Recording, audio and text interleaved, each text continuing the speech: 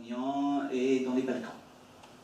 Donc c'est un bâtiment qui est resté fermé pendant extrêmement longtemps, qui vient de rouvrir, cela fait un peu plus d'1 an, et qui aujourd'hui comprend de multiples activités, dont les activités de cette médiathèque qui a été ouverte à l'initiative de la bibliothèque de l'Alliance israélite universelle.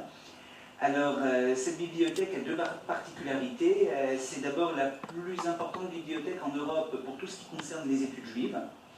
Mais d'autre part, de par la fonction de l'Alliance, elle s'est aussi spécialisée dans le judaïsme, que je qualifierais peut-être improprement de séfarade, c'est-à-dire pour l'Afrique du Nord, les Balkans, le Moyen-Orient, etc.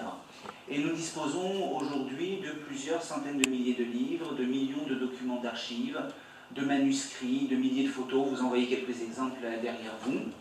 Et donc c'est à ce titre-là que nous avons développé cette médiathèque, qui a plusieurs objectifs, mais l'un d'entre eux est maintenant, et à partir de ce soir, donc c'est vraiment une première, de se concentrer sur le judaïsme d'Afrique du Nord et du Moyen-Orient. Et c'est pour cela que nous avons décidé d'ouvrir un nouvel atelier qui a pour objectif d'analyser le parcours biographique de personnalités du monde séfarade.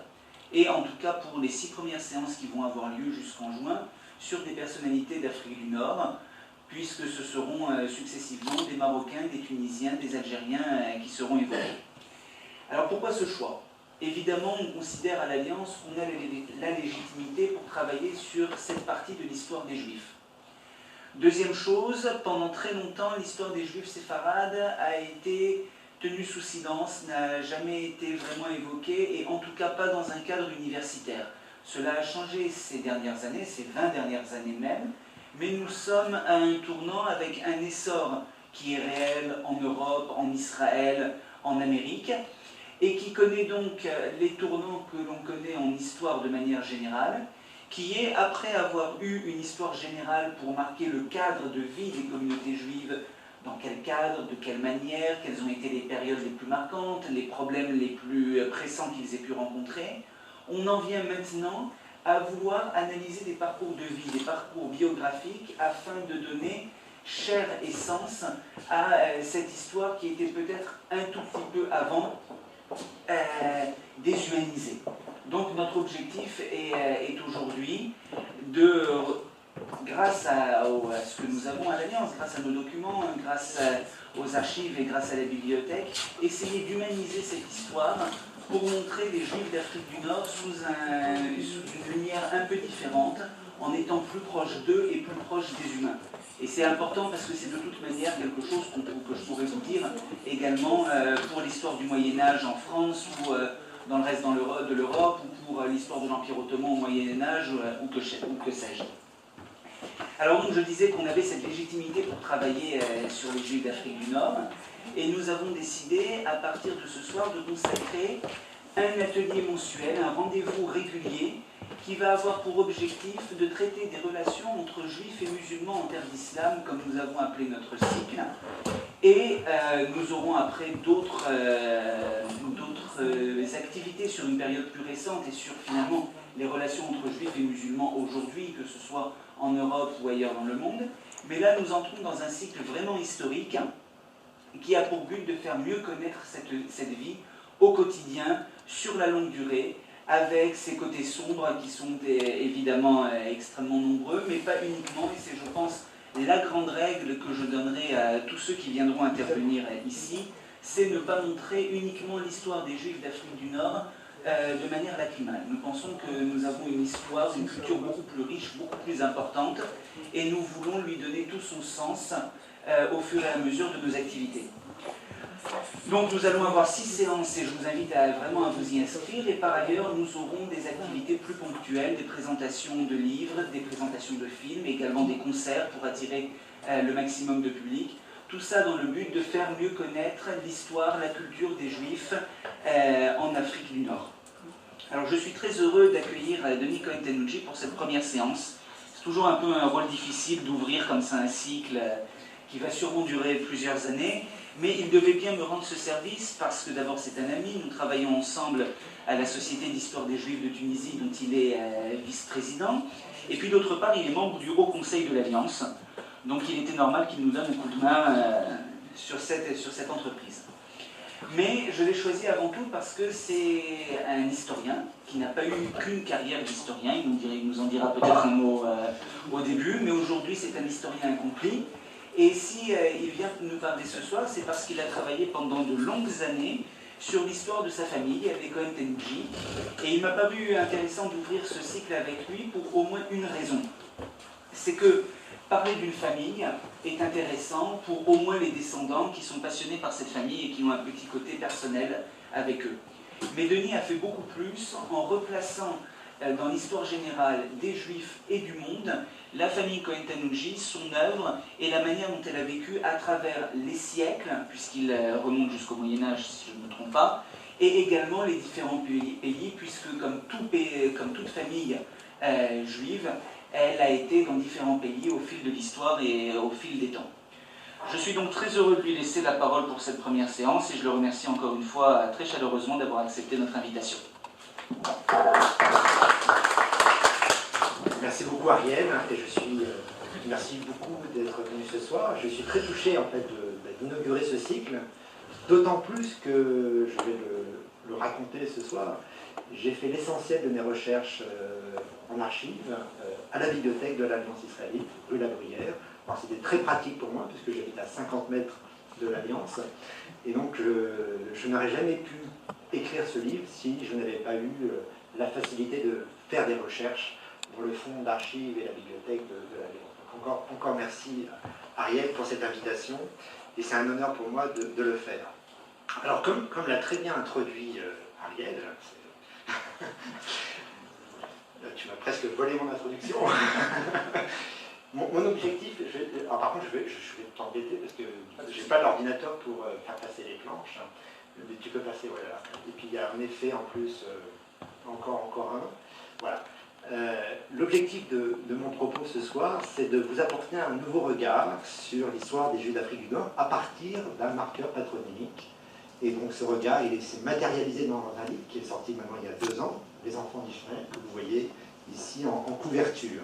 Alors, le contexte de l'écriture de ce livre, parce que finalement beaucoup de personnes m'ont posé la question pourquoi, qu'est-ce qui vous a poussé à écrire ce livre, de l'histoire d'une famille, d'une histoire en fait qui n'avait pas été transmise dans la famille. Donc c'est une histoire que j'ai reconstituée. C'était ça quand même une partie de l'intérêt et du côté novateur en termes d'historien. Le contexte de ce livre, excuse-moi Ariel, tu l'as rappelé, c'est d'abord une faible conscience de l'histoire des Juifs d'Afrique du Nord parmi les premiers intéressés, et bien sûr parmi les premiers intéressés de mon livre, c'est dans la famille Cohen-Tenouji. Il y a en général, sauf quelques personnes, en particulier celles qui sont là ce soir, il n'y avait pas une forte conscience historique, presque politique, de l'histoire des Juifs d'Afrique du Nord. Et alors pourquoi c'est déjà un sujet qui a été beaucoup moins travaillé, comme le rappelait également Ariel, qui a été beaucoup moins travaillé par l'historiographie, en comparaison d'autres champs de l'histoire du peuple juif, que sont les Ashkénazes, ou ce que j'appelle, ce que Shmuel Fugano appelle, et on est encore dans la maison, les séfarades d'Occident. Là, je vais plutôt parler des séfarades d'Orient, en fait. Alors, il y a une autre motivation qui m'a poussé à écrire ce livre, et c'est le fait suivant, c'est qu'on est 50 ans cette année, enfin c'était l'an dernier, on a fêté les 50 ans de l'exode des Juifs d'Algérie. En gros, c'est 50 ans après l'exode des Juifs du monde arabo-musulman, en fait, que nous célébrons, nous commémorons plutôt, et ça amène beaucoup de questions. D'abord, pourquoi les Juifs sont partis en masse? Il reste très très peu de Juifs dans le monde arabo-musulman, mis à part un peu au Maroc, en Iran, en Turquie et moins encore en Tunisie. Mais par rapport à ce qu'il y avait après la Deuxième Guerre mondiale, quasiment 1 million de Juifs, il est plutôt une question de quelques dizaines de milliers. Donc il y a une question qu'il faut se poser. Beaucoup pensent que c'est la création de l'État d'Israël qui a favorisé cet exode. Est-ce que c'est vrai? Et pour se poser la question, il y a plusieurs réponses. Il faut s'intéresser à l'histoire longue, sur la longue durée. Ce n'est pas uniquement un phénomène du XXe siècle. Et puis un autre élément catalyseur, c'est que le dernier Cohen-Tenouji qui vivait au Maghreb est décédé en 2003. Et donc c'était vraiment une page qui se tournait. Donc pour moi, il était encore plus important d'écrire ce livre. Alors pour la petite histoire, je ne l'ai pas écrit, mais après on va me dire il y a des raisons psychanalytiques il fallait que je comble une faille narcissique dans la famille Cohen-Tanouji, il fallait se faire un prénom. Donc j'ai écrit ce livre. Bon. Dernière chose,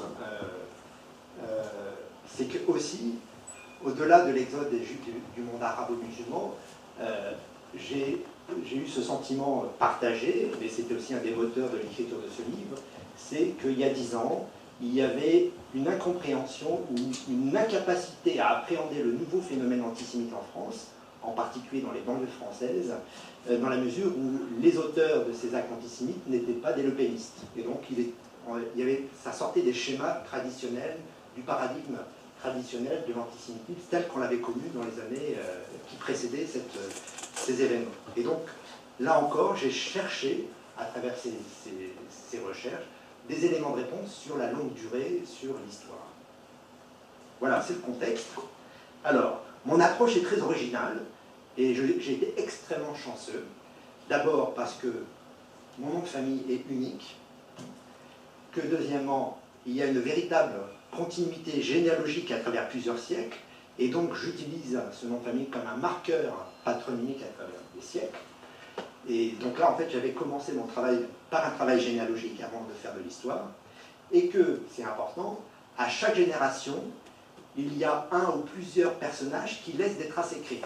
Donc là, c'est une chance inouïe, parce que l'histoire ne se fait que avec des sources écrites, qui sont dénuées de toute tentation d'anachronisme. Donc il faut des traces écrites, des livres, des manuscrits, éventuellement de l'archéologie, qui permettent de dater un fait et également d'interpréter une pensée par rapport à un contexte bien particulier.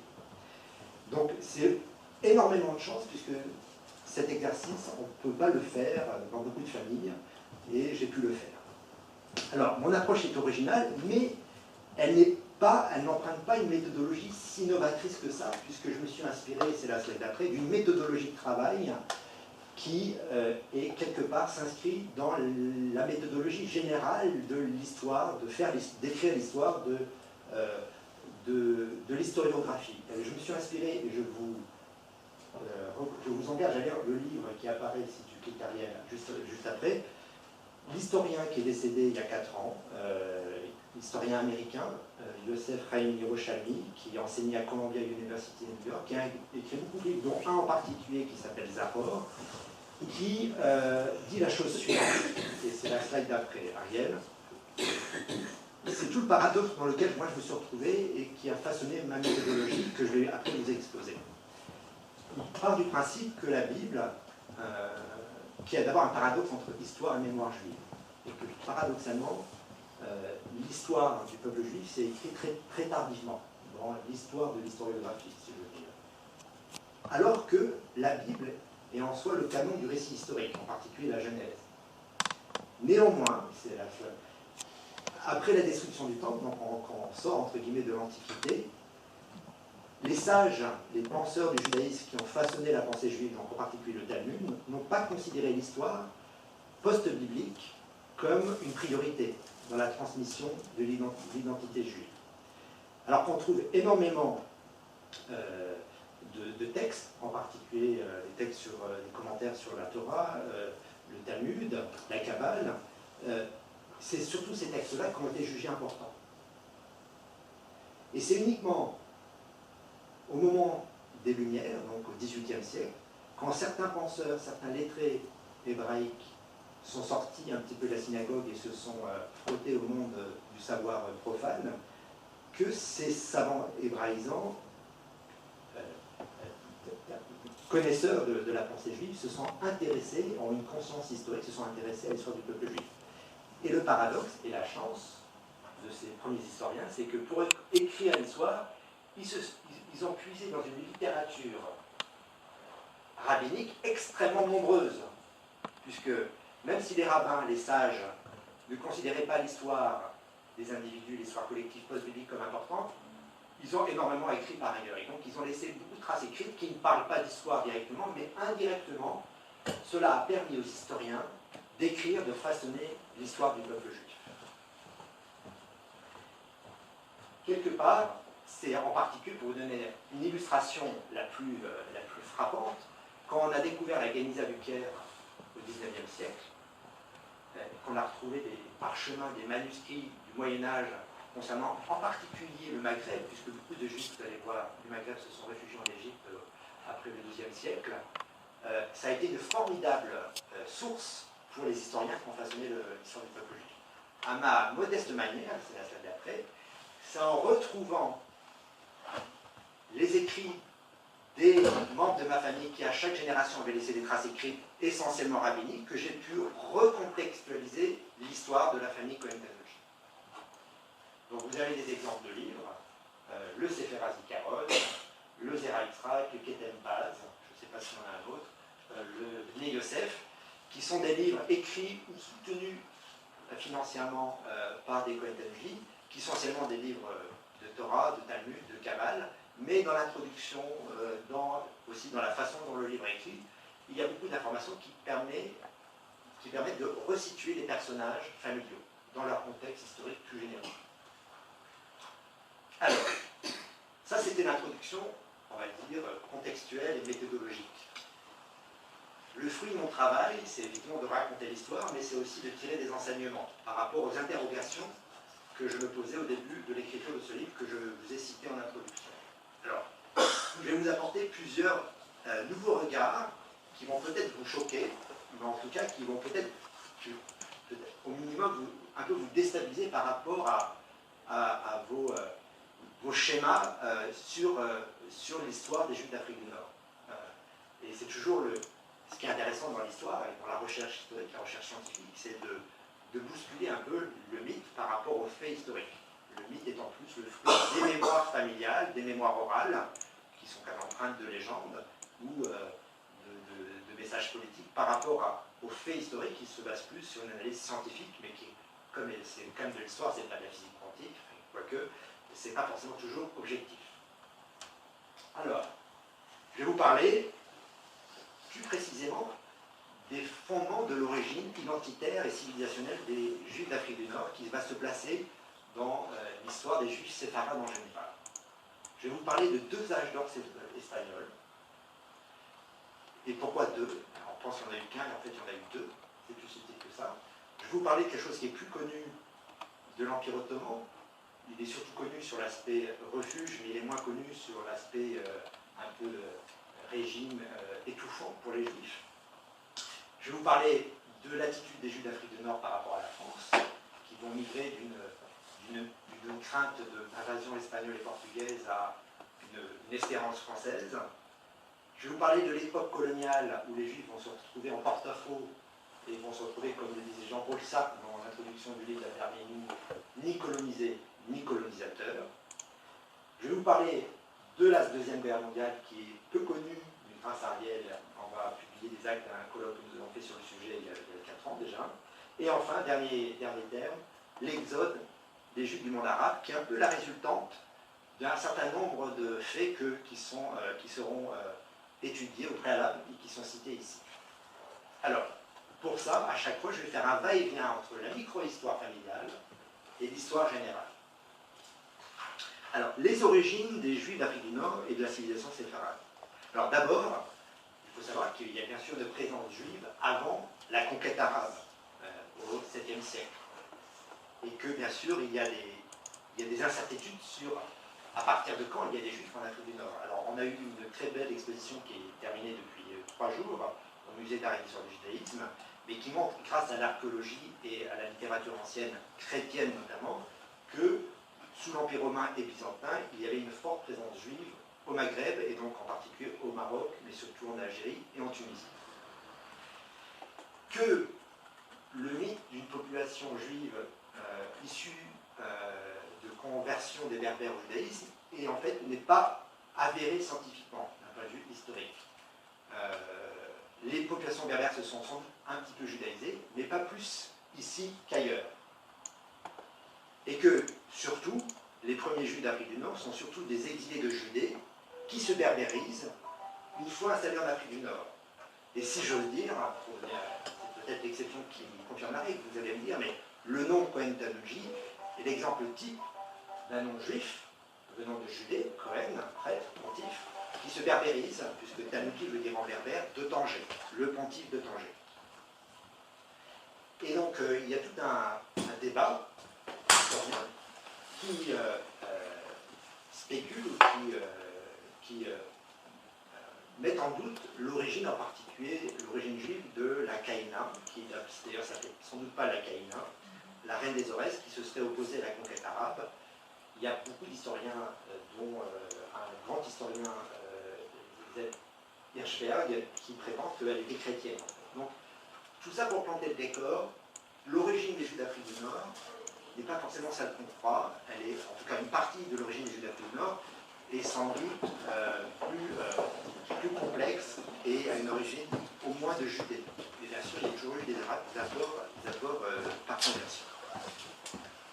Ce qui est important, c'est qu'il n'y a aucune source rabbinique, en particulier dans la Kenisa du Caire, qui relate une conversion massive des Berbères au judaïsme. Par contre, il y a une deuxième vague de... C'est la slide d'après, et tu peux encore cliquer une... Il y a une deuxième vague de peuplement juif qui apparaît avec l'ascension du califat arabe et qui va accompagner finalement la conquête arabe du Mashrek jusqu'au Maghreb. Beaucoup de rabbins, et là on trouve des traces rabbiniques, beaucoup de rabbins migrent vers l'ouest, entre Kérouan et Cordoue. Et que finalement, il y a deux choses qui vont façonner cette nouvelle civilisation juive, qui finalement se calque sur le califat arabo-musulman. C'est d'une part le Talmud de Babylone, qui en fait irrigue les populations juives maintenant, au-delà de la Mésopotamie jusqu'à l'Andalousie, en passant bien sûr par le Maghreb, et puis les lois coraniques concernant les minorités chrétiennes et juives, la Dima. Et que dans ce monde-là, du début du califat, l'Afrique du Nord et l'Andalousie ne font qu'un. Pour les musulmans, dont le centre politique, le centre géopolitique est plutôt entre Bagdad et Damas, eh bien, l'Afrique du Nord et l'Andalousie, c'est le Maghreb, c'est l'Ouest, c'est l'Occident. Pour les Juifs, bizarrement, on ne l'a pas appelé l'Ouest, on l'a appelé Séfarade, l'Espagne. Mais en fait, les deux termes, Maghreb et Séfarade, sont le même, d'un point de vue civilisationnel et historique. Et donc, bien sûr, dans la petite histoire, Tanger, c'est par définition à la jonction entre les deux. Et pour vous donner un exemple qui illustre cette continuité séfarade et qui va émerger en Occident arabe, c'est un rabbin qui s'appelle Yitzhak El-Fassi, dont on va fêter le 1000e anniversaire de sa naissance, qui est né à côté de Constantine, qui va étudier à Kérouan, donc en Tunisie, qui va s'installer à Fès, d'où son surnom, El-Fassi, et qui va finir sa vie comme dirigeant d'une yeshiva en Andalousie, à Lucerne. C'est un des premiers rabbins qui va façonner une codification rabbinique qui va permettre aux Juifs de s'émanciper des académies mésopotamiennes, qui régissaient le droit rabbinique jusqu'à présent. Et donc, je vais vous parler des deux âges d'or, après vous avoir exposé ces origines du monde séfarade et maghrébin en particulier.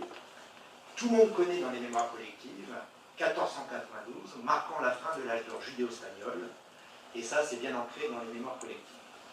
Pourtant, et c'était mon ressenti quand j'ai étudié, fait ces recherches, j'ai écrit mon livre, l'histoire est beaucoup plus complexe en fait. Et je pense, et je ne suis pas le premier à le dire, hein, mais je le reformule de façon un petit peu plus provocatrice, il y a eu deux âges d'or en fait. Deux âges d'or, un premier sous la domination arabe, arabo-berbère on va dire, sous les Omeyyades, un autre plus tardif sous les royaumes chrétiens. Et il faut bien comprendre comment s'est combiné ces deux âges d'or. Le premier âge d'or, en fait, c'est effectivement Cordoue, c'est vraiment l'apogée de la culture juive, en ce qui concerne les juifs, la culture juive rabbinique en terre arabo-musulmane en Andalousie, et que cet âge d'or judéo-arabe va être mis à mal par deux dynasties.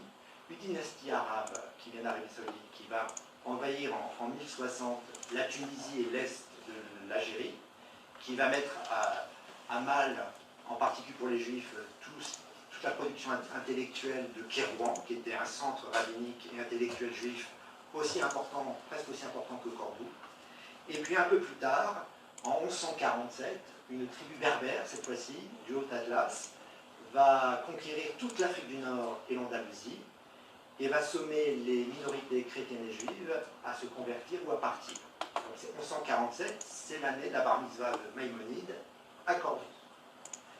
Alors, ce qu'il faut savoir pour vous donner l'ampleur du phénomène, c'est que la chrétienté maghrébine, la chrétienté d'Afrique du Nord pour être plus précis, disparaît de l'histoire, contrairement à ce qui se passe au Mashrek, où il reste toujours aujourd'hui, difficilement certes, des chrétiens, des minorités chrétiennes, coptes, maronites, chaldéennes et syriaques. Il n'y en a plus au Maghreb, alors que le Maghreb était une terre relativement chrétienne jusqu'à présent. Donc, une bonne partie des chrétiens, par contre, d'Andalousie vont migrer en Castille, et c'est le cas des Juifs. Les Juifs de Cordoue vont migrer à Tolède, pour schématiser. Les Juifs du Maghreb vont se convertir en partie à l'islam, d'autres vont partir en Égypte, et une partie va se réfugier en Sicile, qui a été reconquise sur les Arabes par les Normands. Et là, de façon un peu plus certaine, et c'est encore un peu spéculatif, il semble que pas mal de Juifs de l'arraché de Tanger se soient réfugiés à Palerme, au début du XIIIe siècle, accueillis par les rois normands. Et c'est sans doute le cas d'une famille Cohen de Tanger qui se serait réfugiée en Sicile, où une forte minorité juive maghrébine, arabophones et berbérophones trouvent refuge, et c'est sans doute en Sicile que le patronyme Cohen Tanuki se forme. Donc voilà, ça c'est la première cassure, et bien sûr la deuxième cassure, on va en parler après, ça va être la réaction chrétienne en 1391 et l'expulsion en 1492. Mais en 1147, le barycentre de la civilisation séfarade passe, on va dire, de Cordoue de Kérouan vers Tolède et le Caire. Mais le Maghreb devient une terre très très pauvre en créativité juive. Alors vous avez une carte juste après qui vous montre les invasions almohades et berbères.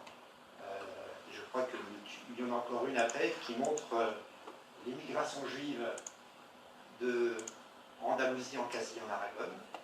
Et puis vous avez une autre carte en dessous qui est toujours de l'encyclopédie universelle des Juifs de Denis Barnavi, le voyage de Maïmonide, qui bizarrement en 1147, au lieu de fuir en Castille, se jette dans la gueule du loup à Fès et finit par partir parce que la vie est impossible pour lui et sa famille, et il se réfugie au Caire, et donc, comme beaucoup de Juifs maghrébins.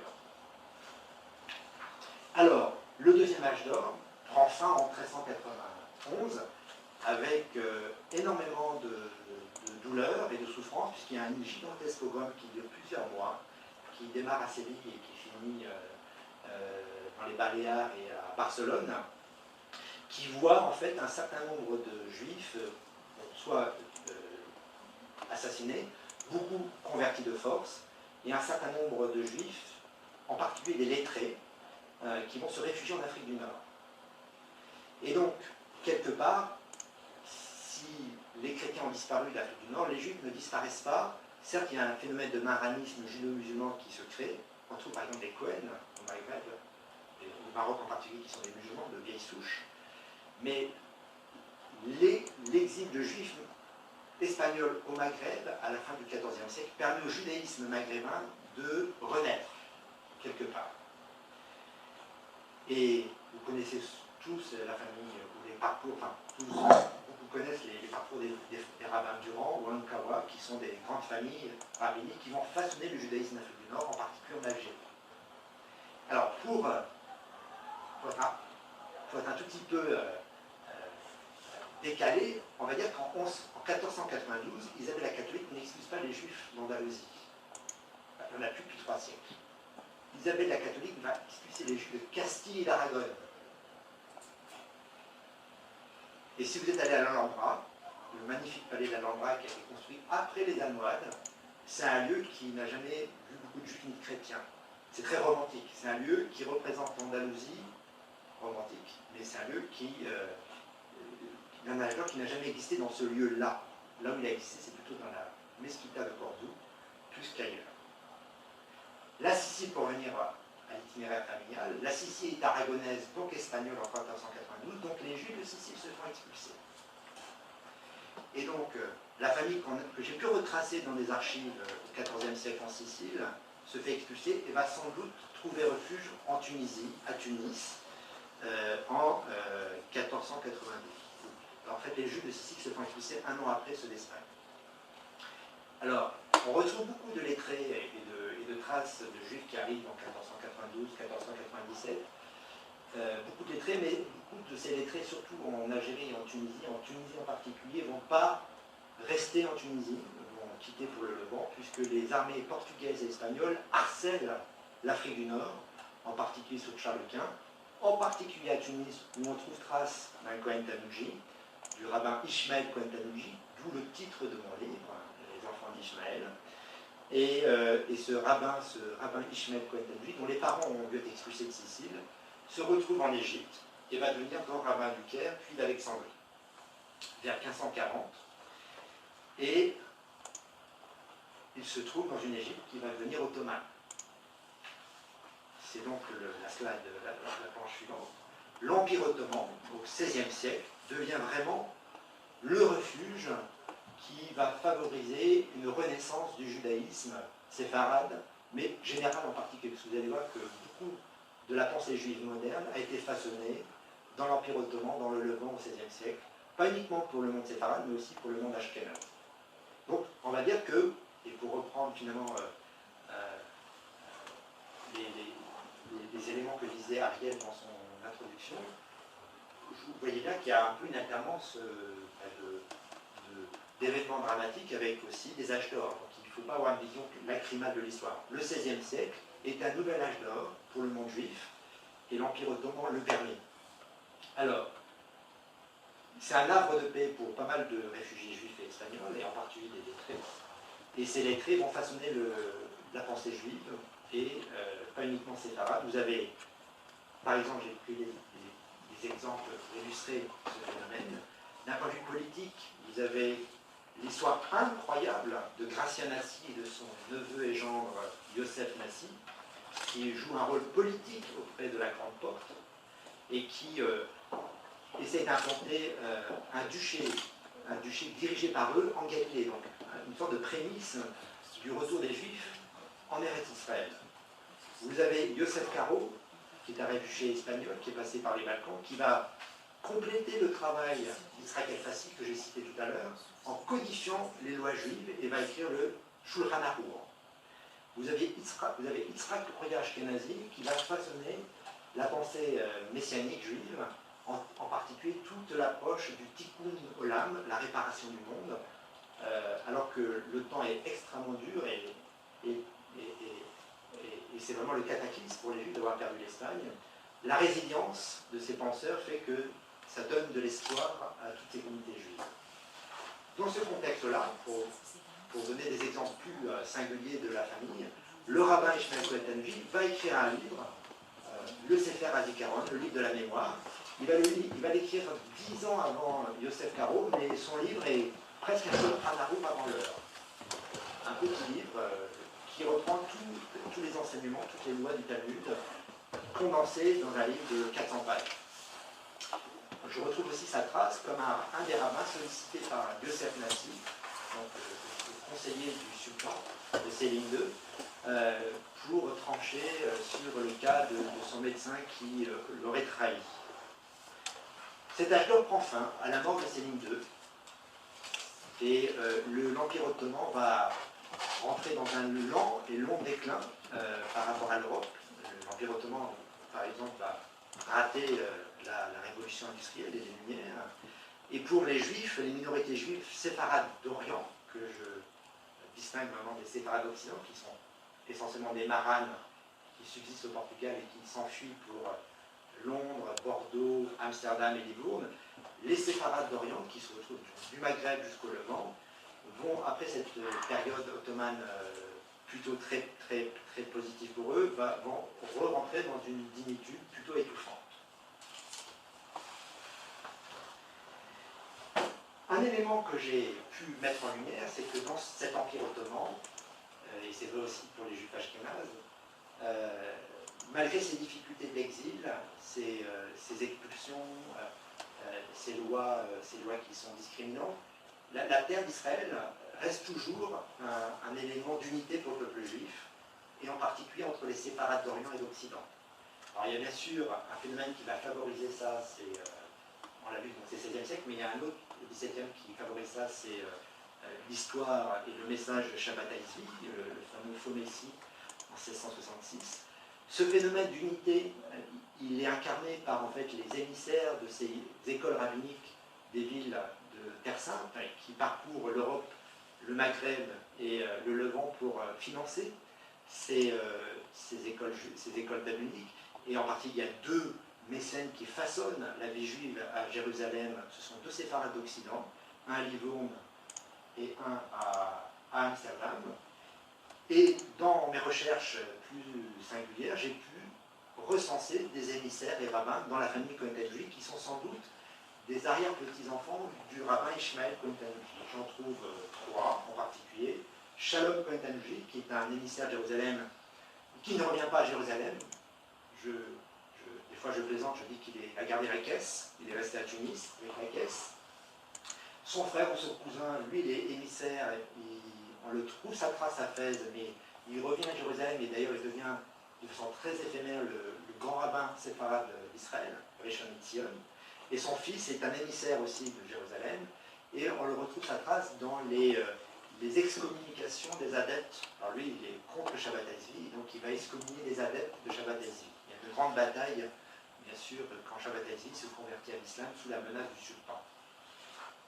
Alors donc cet empire ottoman, et c'est un peu grâce aux travaux de la Société d'histoire des Juifs de Tunisie, et on a pu mettre en lumière, je ne suis pas le seul, mais l'histoire, l'exemple de ma famille va l'illustrer, l'exemple de la Tunisie qui est un peu singulier au XVIIe, XVIIIe siècle, qui, dans ce monde ottoman qui s'est un peu replié sur lui-même, qui n'a plus cette clémence qu'il avait envers les Juifs et les autres minorités au XVIe siècle, le XVIIe, XVIIIe siècle, en fait, la région de Tunisie qui dépend de la Sublime Porte, mais qui a une certaine indépendance, une certaine continuité politique, va favoriser une certaine, on va dire, créativité juive pour les populations de Tunis et de Sfax et de Sousse. Et on le mesure en fait, par le fait que des séfarades d'Occident qui vivent dans des villes qui sont les plus émancipées du monde, comme Livourne et Amsterdam, c'est vraiment les prémices de l'émancipation, avant la Révolution française. Quelque part, la modernité séfarade arrive avant la modernité allemande et française pour les Juifs. Il y a une immigration juive de Livourne qu'on retrouve à Tunis. Signe que c'est attractif, parce qu'en général, les Juifs ne vont pas là où ça va mal. En termes démographiques, Tunis est la première métropole juive d'Afrique du Nord. Et il y a beaucoup de commerces, on le retrouve dans les archives, en particulier des consuls européens et américains à Tunis, beaucoup de commerces entre Tunis et Livourne. Et puis, bien sûr, et ça c'est mis en lumière, beaucoup de littérature juive sont issues de rabbins tunisiens au XVIIe et surtout au XVIIIe siècle. Beaucoup plus que dans le reste du Maghreb. Alors, bien sûr, la plupart de ces livres sont édités à Livourne. Alors, dans ce contexte-là, la famille Cohen-Tanouji, c'est la slide d'après, est symptomatique et emblématique, je veux dire, de cet âge d'or tunisien au XVIIe, XVIIIe siècle.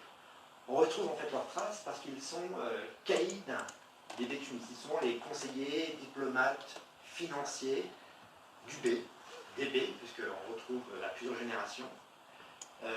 Sans doute, le premier d'entre eux est cet émissaire qui reste avec la caisse, je le dis en plaisantant, je n'ai pas de preuve, mais qui en tout cas n'est pas retourné à Jérusalem et qui engendre une lignée de Cohen-Tanouji, d'ailleurs qui va devenir, Tunis va devenir le barycentre démographique, si je veux dire, de la famille, à partir de ce moment-là. On sait qu'ils sont ministres des Finances, et donc ils collectent l'impôt discriminatoire, la jizya, qui est imposé aux dhimmi. On retrouve leurs traces dans l'activité diplomatique, et on retrouve leurs traces comme dirigeants de communauté. On retrouve aussi leurs traces en tant que commerçants entre Tunis et Livourne et Constantine, puisque, et c'est là où ma branche familiale est issue de Constantine, c'est sans doute à partir de 1750 que la famille s'installe à Constantine pour faire le relais, pour puiser des marchandises de l'hinterland maghrébin, l'exporter depuis Tunis vers Livourne. On retrouve leurs traces aussi parce qu'ils écrivent beaucoup de livres rabbiniques, et on retrouve leurs traces parce qu'ils sont soit éditeurs, soit ils aident à l'édition de livres rabbiniques. Et donc vous voyez ici en illustration quelques exemples de livres que j'évoquais tout à l'heure, en particulier celui en haut à gauche, qui est le premier et le seul livre imprimé hébraïque à Tunis en 1768, imprimé par le caïd Yoshua Cohen Tanouchi. Il n'aura pas de succès, il a acheté une imprimerie à Smyrne, auprès d'un marchand de tournée, mais il ne sait pas la faire marcher, donc il imprime un livre. Il faut attendre après plus d'un siècle pour voir un livre imprimé hébraïque imprimé à Tunis. Les autres sont imprimés à Livourne ou à Amsterdam. Cet âge d'or tunisien ne va pas durer au XIXe siècle.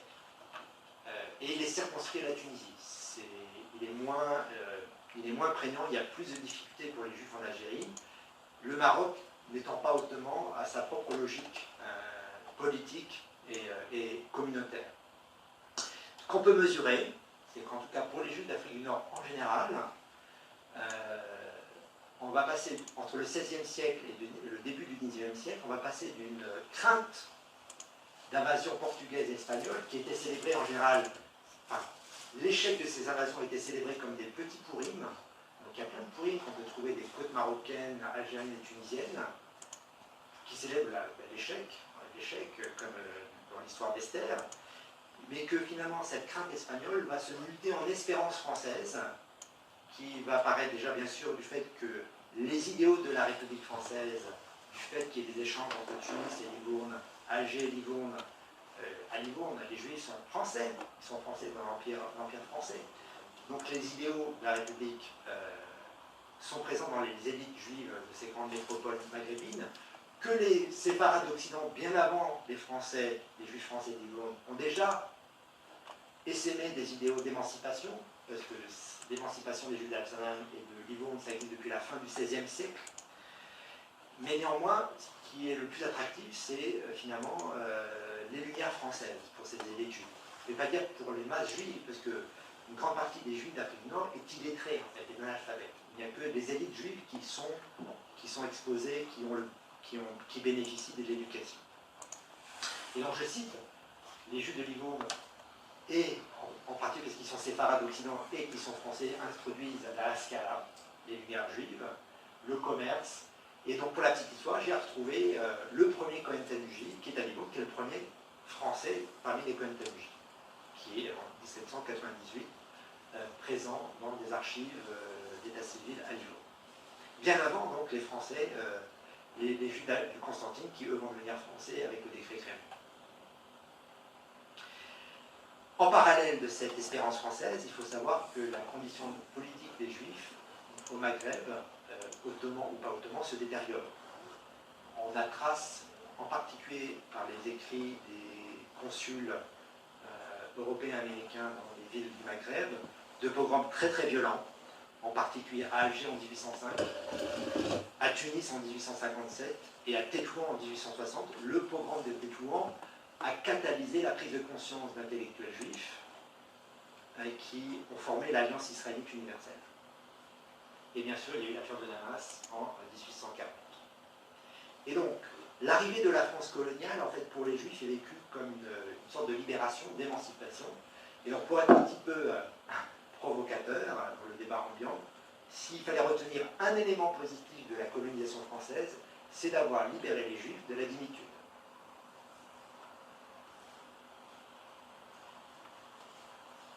Alors, la colonisation française, justement, les Juifs nord-africains deviennent des sujets français, voire des citoyens français, progressivement. Donc, sujets français pour les ceux d'Algérie dès 1830, sachant qu'il y a déjà des sujets français avant la colonisation, en particulier chez les Cohen Tanouchi. J'ai retrouvé des patentes de protection de Cohen Tanouchi dans les archives du consul de France à Tunis. La Tunisie devient sous protectorat français en 1881 et le Maroc plus tardivement en 1912. En 1870, pour l'Algérie en particulier, les Juifs reçoivent collectivement la citoyenneté française sans l'avoir demandé.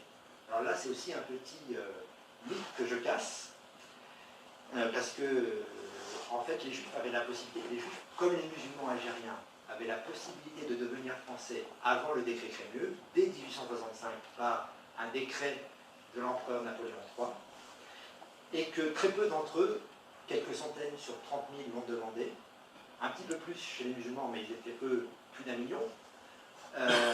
Et ceux parmi les juifs qui l'ont demandé, c'était surtout des juifs marocains et tunisiens qui commerçaient avec l'Algérie et qui avaient besoin de cette patente de protection française quand, une fois retournés chez eux, ils pouvaient être protégés de l'arbitraire de la dimitude. Et donc, les juifs vont être collectivement et arbitrairement, si je veux dire, c'est du jour au lendemain, c'est par décret. Les rabbins s'accommodaient très bien d'être des sujets français toujours régis. Les juifs s'accommodaient d'être des sujets français toujours régis par la loi rabbinique. Le régime personnel, le mariage, le divorce, etc., c'était régi par la loi rabbinique. Devenir français, citoyen français, faisait qu'on abandonnait son statut personnel. Et donc, quelque part, les juifs d'Algérie se sont tellement battus pour garder les créneaux ou le rétablir que 3-4 générations après, ils ont été persuadés de l'avoir demandé. Non, ils ne l'avaient pas demandé. Et donc, dans cette Afrique du Nord relativement hétérogène, mais qui, quelque part, tend vers la même direction, puisque, en dehors de l'Algérie, l'Alliance israélite universelle façonne une bonne partie des populations juives au Maroc et en Tunisie, vous voyez vraiment un phénomène de mutation et de compromis entre tradition séfarade et émancipation française. Vous avez la scolarisation de masse par les écoles républicaines en Algérie dès le décret Jules Ferry et l'Alliance israélite dans les autres cas.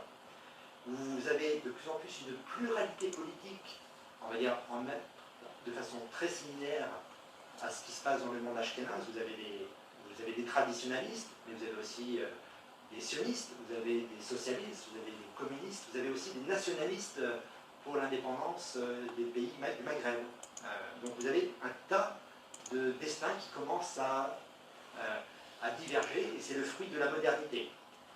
Et vous avez aussi un renouveau de la littérature rabbinique qui se maintient, et en même temps vous avez des nouveaux champs intellectuels et culturels qui émergent. Donc c'est la modernité dans toutes ces expressions. Je vous ai donné des exemples familiaux de cette modernité et de cette tradition. Vous avez à gauche un pupitre de synagogue, de la seconde synagogue de Tunis, en l'honneur du grand rabbin de Tunisie, entre 1830 et 1847, Chaim David Yitzhak Cohen Tanuji. Vous avez un livre de poésie liturgique d'un maskil, d'un lettré rabbinique, mais épris de lumière, Shariat Myriam. Je ne sais pas si c'est un autre livre, ça. Vous avez le premier théâtre francophone à Tunis, bien avant le protectorat, construit par David et Isaac Cohen Tanuji, où les soirées de collecte de fonds pour l'Alliance israélite se faisaient. Et donc c'est 3 ans avant l'ouverture de l'Alliance à Tunis.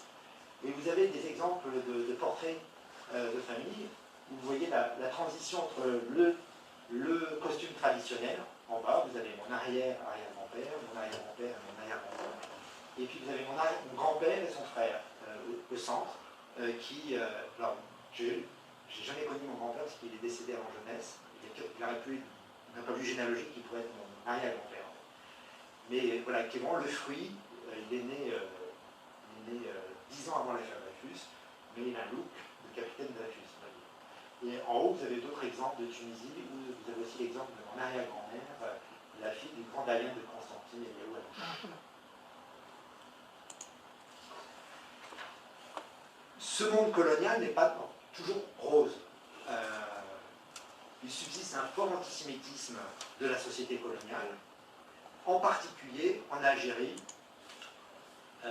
pendant la période qui entoure l'affaire Dreyfus, où il faut savoir que l'Algérie française élisait des députés à l'Assemblée nationale, et sur les 6 députés aux élections à la fin du XIXe siècle, 4 étaient aussi officiellement d'un parti anti-juif, dont Édouard Drumont, qui est le père de l'antisémitisme moderne à la française. Donc, que reprocher cette société coloniale? Comment des indigènes pouvaient prétendre à devenir français. Donc souvent ils jouaient d'ailleurs le juif contre l'arabe, mais ils détestaient sans doute beaucoup plus le juif que l'arabe dans ces franges de la population coloniale. En parallèle, il s'est maintenu en fait un antisémitisme, un antijudaïsme social et culturel et cultuel au sein d'une partie de la population coloniale.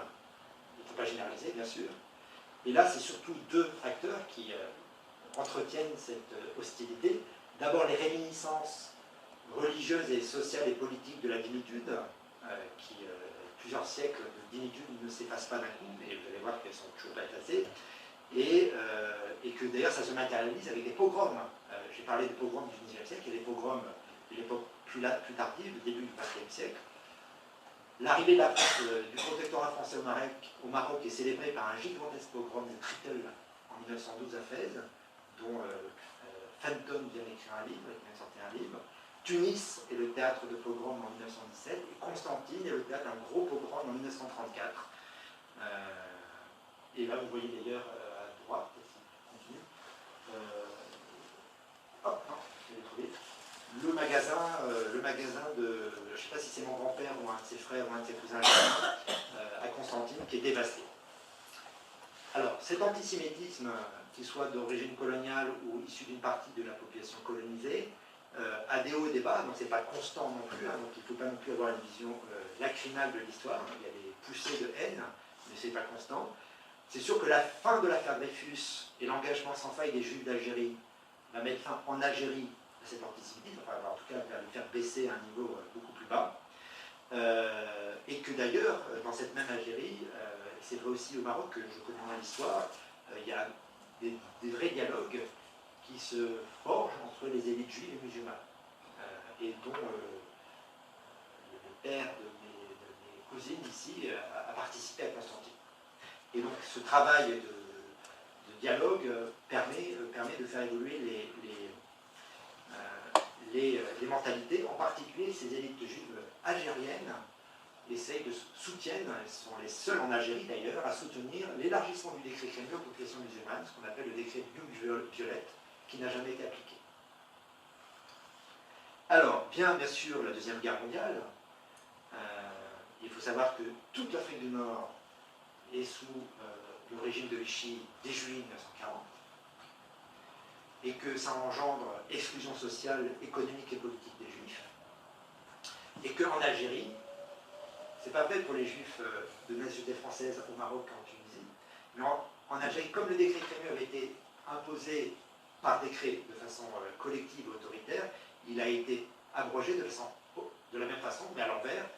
Il a été abrogé du jour au lendemain, et donc les Juifs d'Algérie, qui étaient français depuis 3 générations déjà, se voient du jour au lendemain déchus de la nationalité française.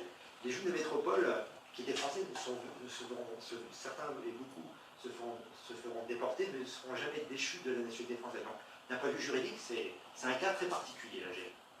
Il y a bien sûr un regain d'antisémitisme, tant colonial que issu d'une partie de la population coloniale. On a des débuts de pogrom au Maroc, on en a un gros à Gabès en Tunisie en 1941. Et il faut savoir aussi, d'un point de vue plus large, géopolitique, que quand on regarde les attendus de la conférence de Wannsee, qui programme le génocide, la destruction du peuple juif dans son ensemble, le nombre de juifs, la démocratie juive qu'on vient d'éliminer, en ce qui concerne la France, contient les Juifs d'Afrique du Nord qui sont sous domination française. Donc les nazis programmaient l'extermination des Juifs d'Afrique du Nord dans la mesure où ils étaient indirectement, via Vichy, sous leur contrôle. D'ailleurs, en métropole, il faut savoir qu'il y a déjà, bien avant la décolonisation, une immigration juive d'Afrique du Nord, en métropole, et que dans les déportés juifs de France, issus de la métropole, on estime à 10% la part séfarade, tant balkane que nord-africaine. Par exemple, je crois qu'il y a plusieurs centaines de déportés juifs qui sont nés à Constantine, d'autres autant plus à Alger, etc.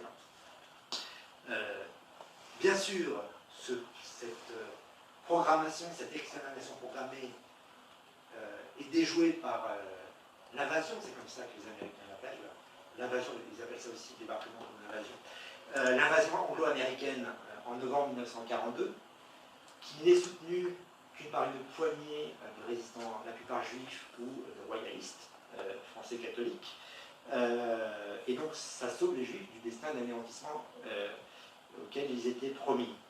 Malheureusement pour les juifs de Tunisie et de Libye, les nazis contre-attaquent, donc ils envahissent la Tunisie, ils sont présents en Tunisie jusqu'en mai 1943, où des milliers de juifs sont déportés dans des camps de travail, et un certain nombre, une douzaine, est même déportés grâce à des moyens logistiques vichistes, sont déportés dans le continent européen et sont déportés à Auschwitz.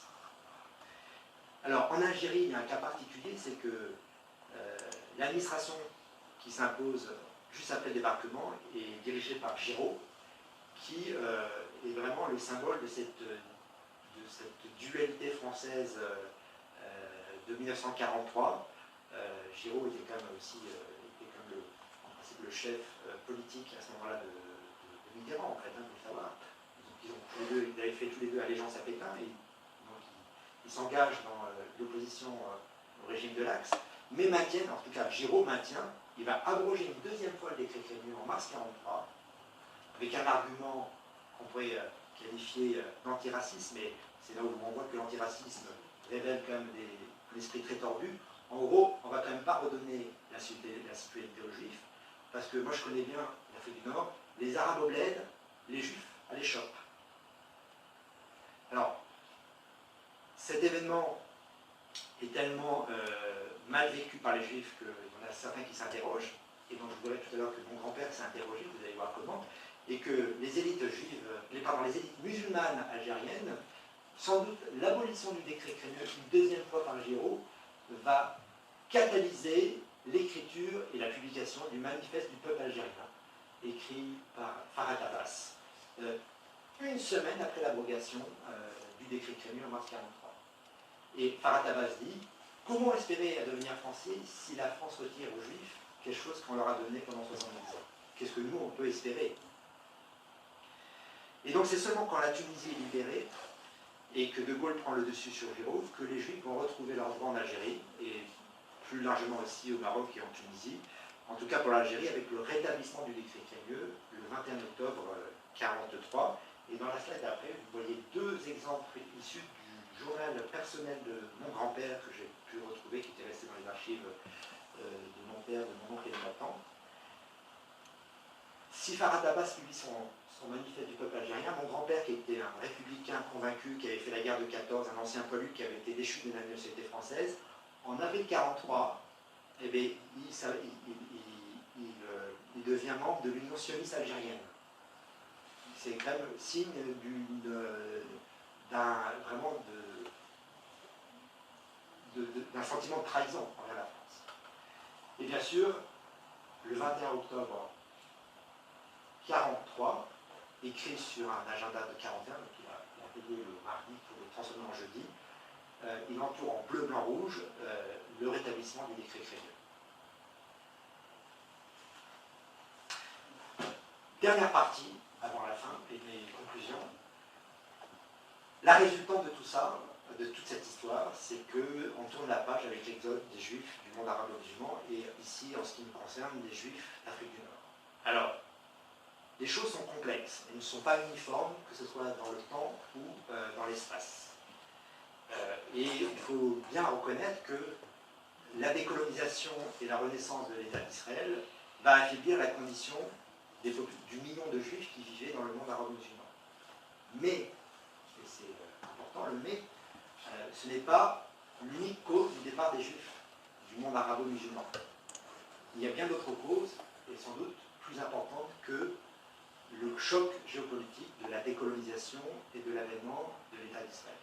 Alors, quelles sont ces autres causes qu'il faut voir comme une résultante de l'histoire longue et ancienne et compliquée, et alterner entre périodes plutôt tolérantes versus des périodes difficiles. D'abord, il y a d'autres raisons. D'abord,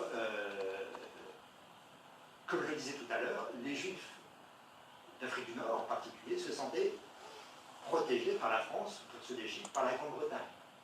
Alors bien sûr, la plupart d'entre eux étaient sujets français, et une grande partie d'entre eux, et la totalité d'entre eux en Algérie, étaient citoyens français. Donc la décolonisation, pour ces juifs-là, ben, ça les a sécurisés quelque part. Ils perdaient quelque part le rôle protecteur des puissances coloniales, certes coloniales, mais en même temps émancipatrices, comme je le rappelais tout à l'heure.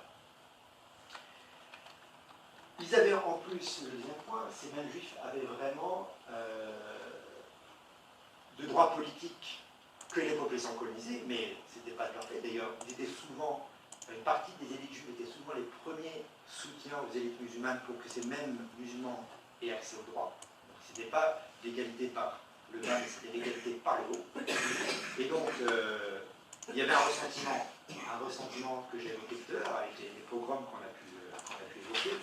Il y avait un ressentiment dans une partie de la population musulmane qui ne voyait pas comment des anciens dhimmis pouvaient accéder au rang des colonisateurs. Ils ne voulaient sans doute pas, c'est le troisième point, revenir à la case départ, revenir certes dans un régime plus moderne qu'avant la colonisation, mais il est peut-être avec des relents de démitude. Il faut dire aussi un autre point, c'est qu'une partie des populations juives d'Afrique du Nord étaient sionistes ou étaient messianistes, religieuses messianistes. Donc le retour en Israël, que ce soit pour des juifs laïcs, sionistes, c'était quelque chose de positif, et pour une grande partie des populations traditionnalistes juives religieuses, c'était aussi un rêve de retourner en Israël. Et comme je l'ai évoqué tout à l'heure, la centralité de la terre d'Israël est une permanence de l'histoire juive, dans les esprits en tout cas. Pas forcément avec les pieds, mais dans les têtes. En ce qui concerne après la politique des États décolonisés, là aussi c'est très hétérogène. Il y a certains régimes arabes qui ont explicitement forcé les Juifs à quitter leur pays, que ce soit l'Égypte, l'Irak ou la Libye, et ont forcé, soit politique, soit économique, les Juifs à partir. Pour ce qui concerne l'Algérie, les Juifs sont partis avec le reste des Français, parce qu'ils étaient Français. D'ailleurs, c'est le seul cas de l'histoire, dans l'histoire du peuple juif, que les Juifs ont un double exil. Les Juifs d'Algérie sont partis en tant que Français avec les Français, mais ils sont aussi partis en tant que Juifs. Ils sont partis du monde arabe comme les autres Juifs du monde arabe. Il y a trois cas particuliers en fait, qui se distinguent. C'est le Maroc, la Tunisie et le Liban, jusqu'avant la guerre civile. Le Liban, d'ailleurs, le seul État arabe à avoir sa population juive augmentée entre 1945 et 1960. Et la Tunisie et le Maroc sont deux États qui, même s'ils voient leur grande majorité de leur population juive quitter, c'est les deux seuls pays arabes qui gardent une minorité juive tout à fait structurée et tolérée et émancipée. Mais le fait est là, c'est que la plupart d'entre eux sont partis. Israël devenant le principal refuge de ces populations juives du monde arabe et musulman, la France étant le sanctuaire d'une minorité d'entre eux, 300 000 versus 900 000. Et c'est le cas, pour reprendre l'exemple familial, de la très grande majorité des colonisateurs qui étaient français en Algérie, en grande partie français en Tunisie, il n'y en avait quasiment pas au Maroc, je suis désolé pour le Maroc, même si le nom est marocain. Et donc, c'est important de le rappeler parce que quand vous voyez la carte qui est juste après, qui est toujours issue de l'encyclopédie de Barnaby, et les raisons, donc là vous avez après la démographie des populations juives qui sont arabes et musulmans. Ce qui va se passer, c'est que ceux d'Israël ne vont pas être sociologiquement et culturellement les mêmes que ceux qui vont aller au Maroc, au Canada, en France, en Angleterre et aux États-Unis. Les séfarades, et en particulier les juifs d'Afrique du Nord, donc essentiellement marocains, tunisiens, parce qu'il y a très peu de juifs d'Algérie qui vont aller en Israël, mais les populations juives d'Afrique du Nord qui vont aller en Israël, et c'est vrai pour l'Irak et l'Égypte, et encore plus le Yémen, ce sont des populations juives qui vont être amputées de leurs élites. Donc les masses sont plutôt arabophones et juifs traditionnalistes, les élites sont plutôt francophones ou anglophones. Ceux qui vont aller en Israël sont traditionnalistes et arabophones, vont être marginalisés dans la société israélienne, très laïque, hein, c'est les Mapaï, c'est les Ben Gurion, c'est à la fois un mélange de révolution française et de révolution bolchevique, Israël en 1948. Donc il n'y a qu'une minorité du monde religieux juif qui est sioniste. D'ailleurs, c'est toujours le cas aujourd'hui, en fait. Les gens ne savent pas. Mais donc, ils vont être marginalisés dans l'État d'Israël tout jeunes, dans des villes en périphérie, dans des camps de réfugiés, des Mahabarot. Une marginalisation sociale et culturelle. Et ça va prendre des décennies pour que cette population séfarade, qui est improprement parlée, dénommée orientale, mais je vous disais tout à l'heure en introduction que les séfarades c'est des occidentaux, mais en Israël on appelle ça des orientaux. C'est la petite histoire. Et donc, certes, maintenant il y a une vraie ascension sociale des séfarades en Israël, mais ils partent de loin parce qu'ils sont arrivés sans leurs élites. Les élites, pour ce qui concerne le Maroc, l'Égypte, l'Irak sont allés en France ou en Angleterre, ou au Canada, ou à Los Angeles et New York. Il n'y a qu'à particulier de l'Algérie et de la Tunisie où la mixité sociale qui prévalait au Maghreb s'est transplantée en France, surtout pour l'Algérie, parce que la totalité est allée en France. C'est moins vrai pour la Tunisie, où la partie la plus populaire et traditionnaliste est allée en Israël. Donc la plupart se sont super bien intégrés, mais comment ils se sont intégrés? Ils étaient déjà intégrés en Algérie et en Tunisie, donc ils n'avaient pas besoin d'intégrer, ils ne se sont pas sentis immigrés ni réfugiés, alors qu'ils l'étaient quelque part. Ils se sont sentis de façon improprement parler pieds noirs, mais ils n'étaient pas pieds noirs, ils étaient là avant les Français, ils étaient là avant les Turcs, ils étaient là avant les Arabes. Mais néanmoins, ils étaient français, et ils ont donc une seconde intégration à la France, dans une France qui généralement ne connaissait pas, mais qu'ils idéalisaient. Ils ont pu bénéficier des 30 glorieuses, c'était leur chance, malgré les difficultés naissantes après 1975, mais il y a bien sûr toujours des classes populaires juives séfarades dans les banlieues françaises. Et d'ailleurs, c'est ces mêmes classes populaires juives séfarades qui ont été les premières cibles des actes antisémites. Et on participe à la créativité française. Et petite pique historique, j'aime à dire que mon oncle Claude est le symbole de la contribution séfarade maghrébine à la créativité française, en ayant eu le prix Nobel en 1997. Pour conclure, et j'espère que je n'ai pas débordé le temps, Ariel, s'il reste de nos jours quelques milliers de juifs au Maroc, beaucoup moins en Tunisie, plus en Iran et en Turquie, la présence juif, on va dire, c'est triste à dire, mais la civilisation séfarade en terre arabo-musulmane, c'est révolu. Alors, j'espère que pour toujours, mais c'est révolu. De façon un peu provocatrice. Mais c'est un peu le résultat, c'est que quelque part, le nationalisme arabe a réussi là où les Almohades avaient échoué, c'est qu'il n'y a plus de juifs dans le monde arabo-musulman. Que les juifs originaires d'Afrique du Nord ne sont pas des pieds noirs, leur identité culturelle et historique est bien plus complexe, et quelque part, connaître cette histoire, cette identité, aide beaucoup à comprendre la complexité, en particulier du monde et de la France en particulier. Que dans ce contexte-là, dans les banlieues françaises, les jeunes auteurs d'actes antisémites n'ont pas été seulement des victimes sociales. L'illusion sociologique ne joue pas. C'est que certains ont rejoué de façon totalement inconsciente, parce qu'ils n'ont aucune conscience historique et connaissance historique en tout cas, ils ont rejoué des vieux mécanismes de haine anti-juive qui prévalaient au Maghreb. Donc c'est pas finalement si nouveau que ça, en fait. Même si c'est régénéré, que c'est alimenté par les conflits géopolitiques du moment, mais ce n'est pas si nouveau que ça. Et donc, ma dernière conclusion, c'est qu'il est essentiel pour mieux vivre ensemble et pour mieux comprendre le présent, de bien comprendre cette histoire et de bien déconstruire les mythes, parce que les mythes, des fois, nous amènent à avoir des schémas de pensée qui ne sont pas les bons, et des grilles de lecture qui ne sont pas les bons. Et donc, et ça c'est important, il faut déconstruire les mythes, tout en évitant de reconstruire d'autres mythes, d'avoir une vision purement lacrymale de l'histoire. Donc il faut bien faire la part des choses, des périodes heureuses et des périodes douloureuses. Donc les âges d'or judéo-musulmans ont existé, et il y en a eu plusieurs, mais ce n'est pas une permanence de l'histoire. Et ceux qui essaient d'imposer une vision totalement lacrymale, où ça a été tout le temps difficile pour les juifs en terre d'islam, ce n'est pas non plus le cas. Il ne faut pas faire d'anachronisme. Il ne faut pas lire la période du XIe siècle en Andalousie avec les yeux d'aujourd'hui. Toutes les minorités dans l'histoire étaient pas aussi bien traités que les majorités. C'est vrai des juifs, mais c'est vrai d'autres minorités culturelles et religieuses. Néanmoins, il faut toujours prendre en relatif par rapport à l'époque qu'on étudie. Et que d'ailleurs, sur la période médiévale, il y a beaucoup d'historiens basés sur de l'historiographie très très riche, en particulier un professeur à Princeton, dont le livre a été traduit en français, Mark Cohen, qui démontre que dans la partie purement médiévale, que la condition des juifs en terre d'islam était mieux que la condition des juifs en terre chrétienne.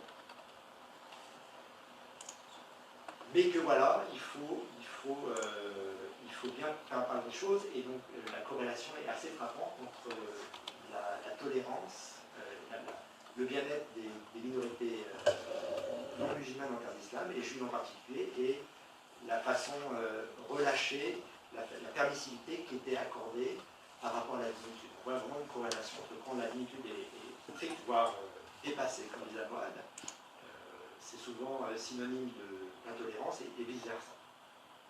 Donc voilà, je voulais conclure là-dessus, et je suis bien sûr tout à fait